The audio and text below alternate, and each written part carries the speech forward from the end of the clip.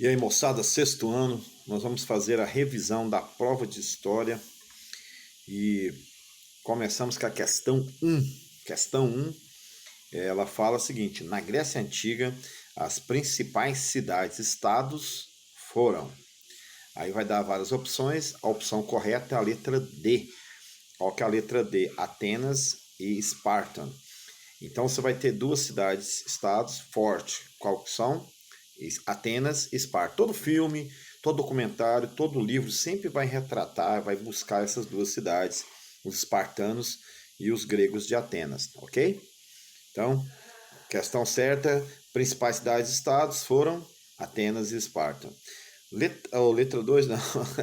Número 2, preencha a lacuna. Aí coloca assim, A, traço, foi um regime político criado e adotado em Atenas. Qual foi o regime político criado em Atenas? Aí ele coloca várias alternativas, ditadura, monarquia, né? Ele sou eu. E a questão correta seria a letra B. A democracia é o regime político criado em Atenas. Você pode lembrar, poxa, professor, mas o senhor disse o tempo todo que em Atenas havia uma exclusão social. Sim, mas foi a primeira vez na história que chamou as pessoas, o cidadão, mesmo que o cidadão fosse, entre aspas, né, escolhido algum só para ser o tal cidadão, mas esse cidadão era chamado para o debate, era chamado para a política. Então, aqui é o berço da democracia. Então, a democracia é um regime criado, então foi a democracia, letra B. Terceira questão, sobre a religião na Grécia, podemos afirmar que era uma religião politeísta. Politeísta é vários, né? Então são vários deuses. Os gregos são ávidos em ter vários deuses. Então não esquece não. A questão correta, a religião, então é politeísta. E você foi bem marcado isso, vários deuses, semideuses, os deuses descem à terra, multidão de deuses, mais de 2.500 deuses, semideuses. Então, a religião grega, ela tem esse caráter de várias entidades espirituais, deuses, né? Então é politeísta. Bacana? Questão 4, sobre a polis grega também podemos afirmar.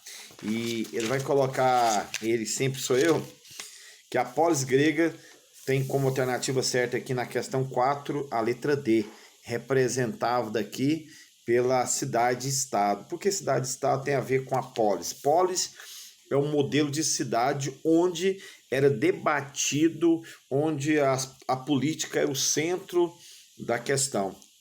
Daí o grego achava mais importante ser um grande cidadão do que todas as outras coisas nessa vida. Para ser grego de verdade, nesse contexto aqui, tinha que ser ético. Inclusive a palavra ética é a mesma palavra política para o grego. O grego dá muito moral para a questão do animal político. O homem é um animal político. Então, o que representa as cidades-estados, então, aqui a melhor alternativa seria a letra D. Bacana? 5. Ele vai contar a história do mito do nascimento da cidade de Roma.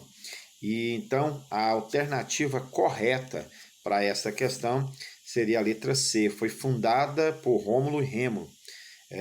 Os dois, conta a mitologia, foram alimentados, deixados então à margem de um rio, crianças que foram alimentados. Então por isso você vai ver sempre essa, na entrada de Roma, quando você estiver lá em Roma, você vai ver na cidade tem uma grande estátua e lá então é uma grande loba alimentando duas crianças. E você vai falar, é o mito da criação da cidade de Roma.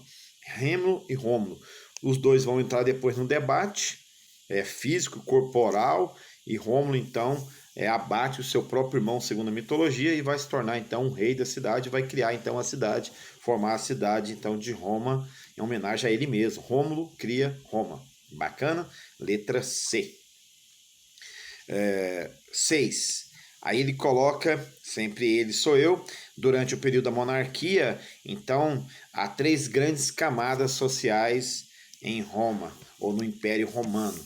Então você vai destacar patrícios, letra A, patrícios, né? Ou número 1, patrícios, que é o proprietário da terra, é quem então vai dirigir a cidade. Daí quando você quer ofender alguém no mundo pós-moderno, você fala, é patricinha. Por quê? Porque os patrícios eram considerados uma classe que excluía as demais. Ninguém podia relacionar com o patrício. O patrício era o senhor da terra, o senhor da religião, o senhor da política. Então, patrícios é a primeira classe. A segunda classe é o plebeu, é a classe baixa, seria os lavradores, seria os comerciantes. Detalhe, homens livres, mas sem privilégios. Eles não têm privilégio, eles são livres, mas não têm privilégio político, social e nem religioso. E a última classe são os escravos. E lembrando que os escravos, aqui tem dois modos de adquirir escravos. No Império Romano vai ter então dois modelos de aquisição de escravos. Número um, você tem escravo pelas guerras. Você vai lutar contra outro povo e traz então a galera que foi abatida, que foi derrotada, para ser escravo aqui para você. Os romanos faziam o contrário. Então, em vez de trazer para trabalhar em Roma, ele mandava um grupo de exército para lá e continuava dominando através do exército lá. E por isso o Império Romano se tornou o maior de todos, né? Em vez de trazer para o centro, ele mandava os soldados e mantinha então os escravos. Então você vai ter o modelo de escravatura. Lembrando que também no Império Romano, quando você deve a alguém, você pode pagar através de se tornar escravo, ou seja, você deve dinheiro para alguém, você paga com trabalho escravo, você vai se tornar escravo da pessoa até pagar as suas dívidas. Questão 7, ele fala aqui das alternativas abaixo, qual melhor caracteriza a sociedade fenícia? E aí, então ele coloca várias alternativas, A, B, C e D, e a C é correta. Por quê? Vai falar que a sociedade fenícia é caracterizada pela questão comercial. Os fenícios tinham pouco espaço físico para plantar e para colher, então eles criaram uma alternativa de fazer comércio, vender a madeira que era forte lá, não é?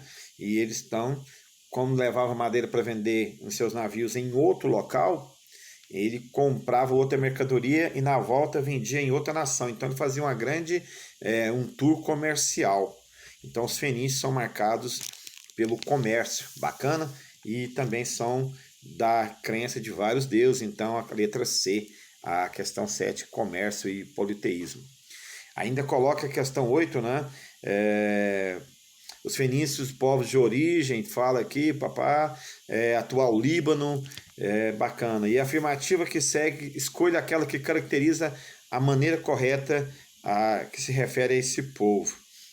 Letra D, vai falar mais uma vez, especializados no comércio marítimo, tá? Letra D, coloca, eles eram especializados, fenícios, no comércio marítimo. 9 ainda sobre os fenícios, fala que também qual a grande contribuição dos fenícios para o mundo contemporâneo. Aí fala são os templos, a escrita, e a correta seria a letra A.